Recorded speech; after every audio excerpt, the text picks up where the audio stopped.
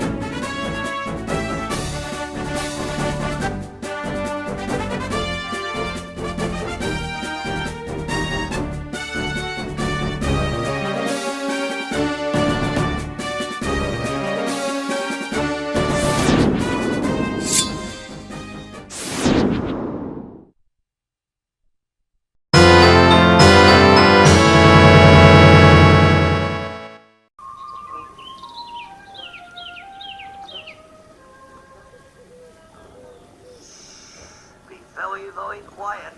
I'm hunting weapons.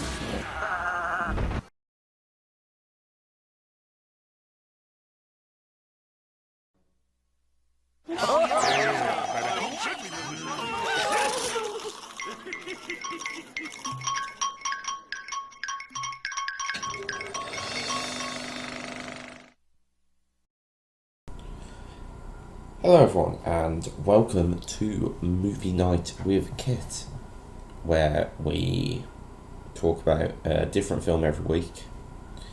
And yeah, this is one of my newest concepts for a series, something I came up with literally as I was sitting down to watch the film. I don't know how well this is all going to work format-wise, but, you know, we'll see. So, today, My Sister's Keeper. So, My Sister's Keeper, plain and simple, is about a girl with leukemia called Kate. She's diagnosed at quite a young age. There isn't a great deal of ways to help treat her, but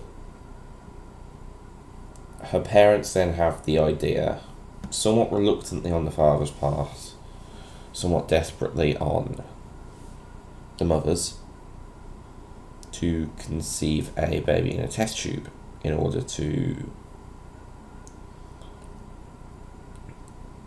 basically generate the body parts that are needed to heal Kate.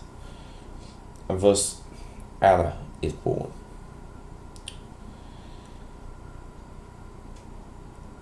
This becomes a problem when aged 11, I believe, Anna decides that she wants to sue her parents for the right to medical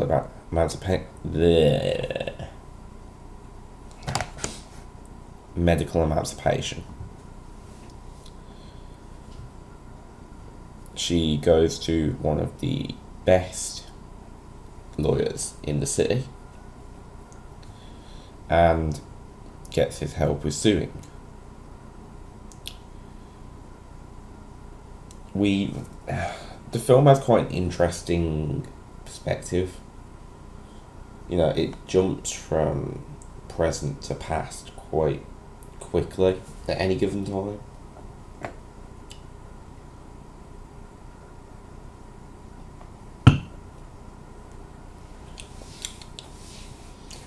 So, yeah.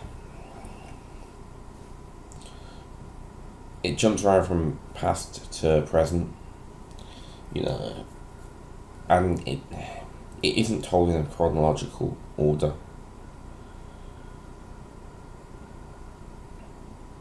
It was a very interesting film for me, but a standout was during the middle of the film.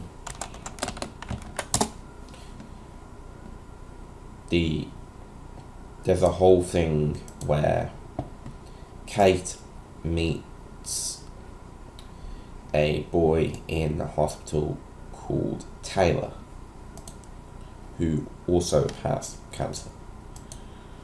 And yeah, so they have a very loving and happy relationship, and it's rather obvious what's going to happen to anyone that is watching.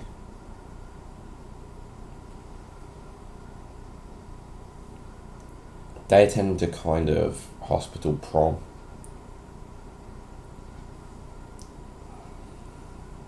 Then they go and get physical. And Kate finds herself worrying because Taylor won't call her back after that night. And I already knew what had happened. It was quite obvious. Taylor didn't seem the type to just disappear.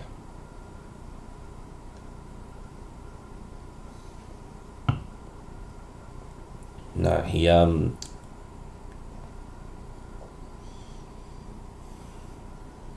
Taylor died.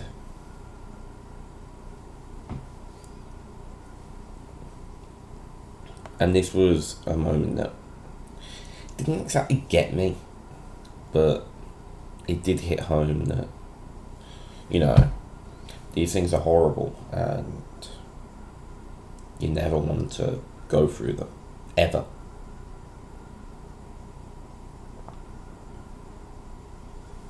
So, it's that moment where Kate. It's that moment where Kate loses her fear of ever dying. Prior to that point, she was scared. But I think knowing that the love of her life is out there, she becomes a lot more willing to die. But her mother continuously pushes and pushes.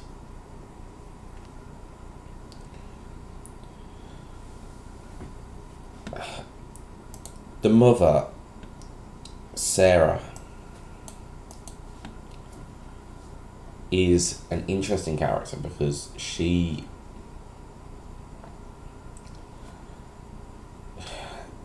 do anything to keep that specific daughter alive, but she neglects everybody else. Their son, Jesse, at some point is revealed to have dyslexia, and their family just don't know. He seems to spend most of his time kicking around street corners, I must admit,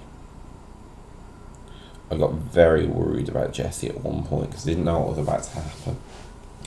As he was still on the roof during the trial, having stormed out. But yeah. Sarah believes that Anna's being selfish. But Anna's hiding something about all of this. And Sarah does catch on to that.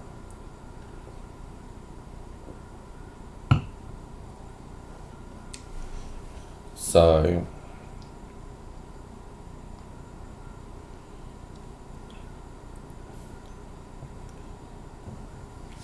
there was a thing in the movie where Sarah got really angry at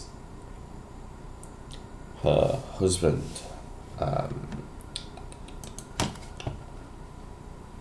Brian,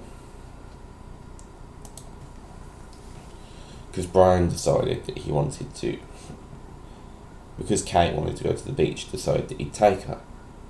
The doctor said that basically it can't do any harm, and they go. Sarah's quite angry about this. Eventually she does join her family. But it's said in Kate's narration at one point that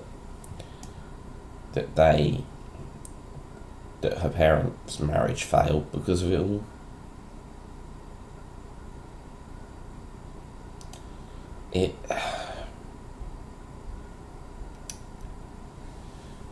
Yeah, it's...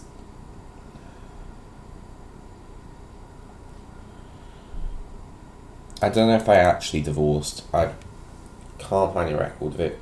It was a very shaky part of the film where things just kind of didn't...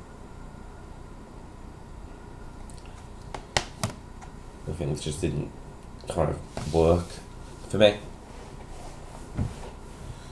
So the biggest thing with the film is I actually did get quite emotional at the end, because after it comes out that Kate wants to die, Anna obviously Anna wins the trial and they stop harvesting her for parts. So Anna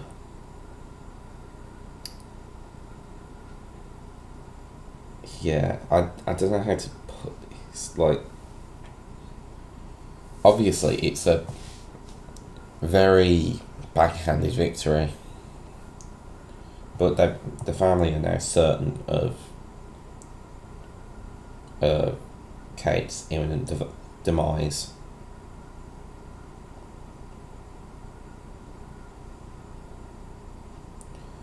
I haven't talked much about Brian, but he's a very loving father, but he's a very distant one.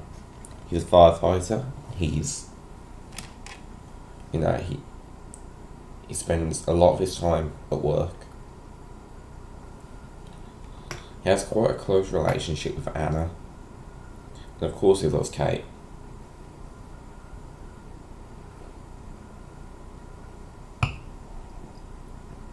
But it's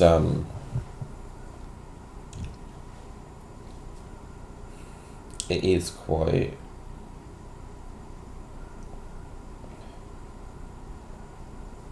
It was quite interesting to see. But I do feel like it was a little bit underdeveloped. He gets a couple of cute scenes with his daughters, but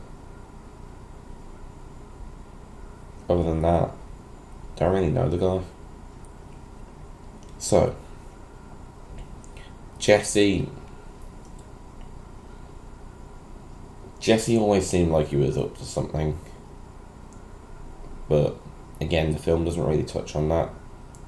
You'll just see him sneaking into the house because the focus is on the girls.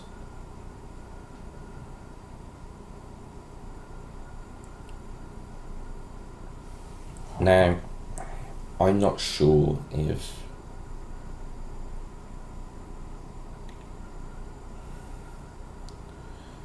I'm not sure if the film works in that sense.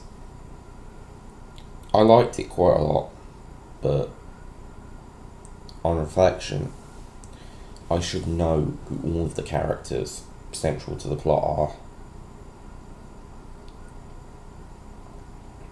I mean, even Cameron Diaz's character, Sarah, she's almost comically out of touch, and I don't think that's right necessarily. So yeah, I quite enjoyed the film though. I got very emotional at the idea of Kate dying. She was only a teenager, maybe 15 or 16. The idea of her dying did me in. We did get a moment where I think it was Alec Baldwin's character. Yeah, Alec Baldwin's character, Campbell Alexander.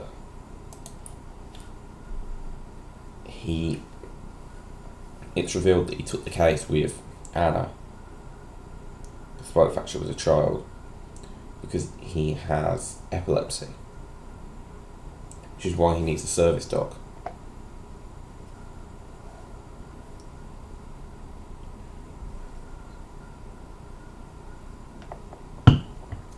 Yeah. So, would I recommend this film? To my core audience, no. Pure and simple. My core audience would have no interest in a soppy, emotional thing like that. Unless you do. But I would recommend it if you like films like The Notebook. I haven't seen The Notebook, but I hear it's quite like this one. Inside the DVD box there's this little booklet that takes me right back to how things used to be.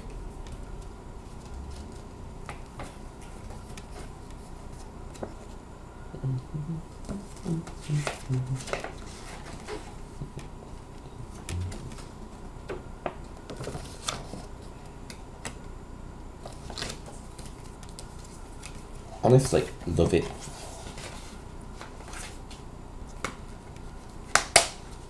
So, anyway, that was My Sister's Keeper.